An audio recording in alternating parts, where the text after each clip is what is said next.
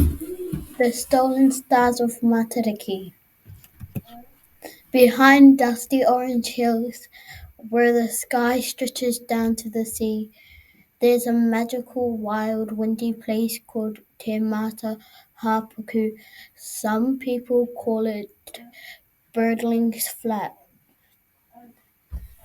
Tererehu and Sam often stay at Te Mata Hapuku with their grandma and Paua.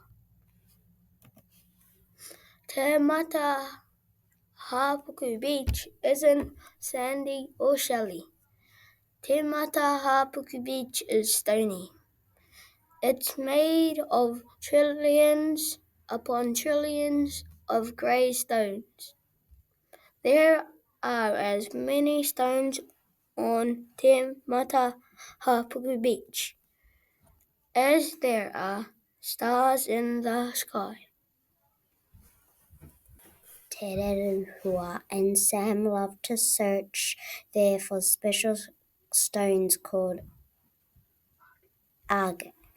They are tricky to find but worth it. Unlike the grey stones, agate gleams bright white. If you hold it up to the light, it's as if you can see right through it. At night, the two children dressed warmly and go eeling with Grandma and Poa. Poa used his torch and gaff to catch the eels. Grandma lies on the stones with Sam and Terehu.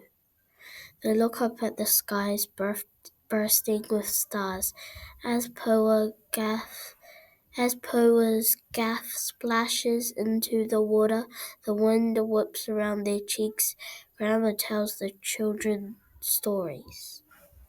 One night, as they watched the moon slip behind the wispy night clouds, something caught Grandma's eyes. Paikare, she explained. What's happened to Matariki? There are normally 9 stars, but tonight I see only 7. What's happened to Pahutakawa and Iwa Iterangi?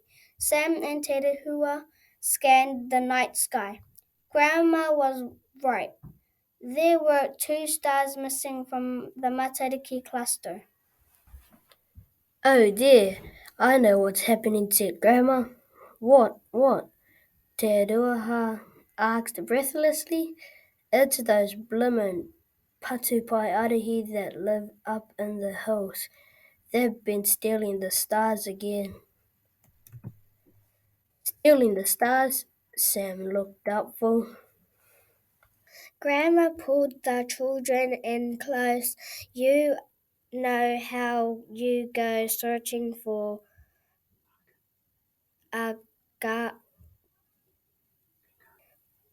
well, they're special because they're tiny pieces of stars. The Patupai Arahi stole the stars and hid them among the grey stones of Te Mata Hapuku. That's why they're so hard to find. Just then they heard giggling and laughing. Without making a sound, Grandma and the children picked their way up the stony bank. Purring over the top, they couldn't believe their eyes. Down at the water's edge was a group of Patu Pai Arahi. They were dancing about. Oh, how they danced. And inside their rope net lay 2 glowing rocks. I was they've captured Putakawa and Hiwa Iterangi, whispered Grandma. Without those 2 stars, it'll be hard to know when it's time to stop eating and rest for winter.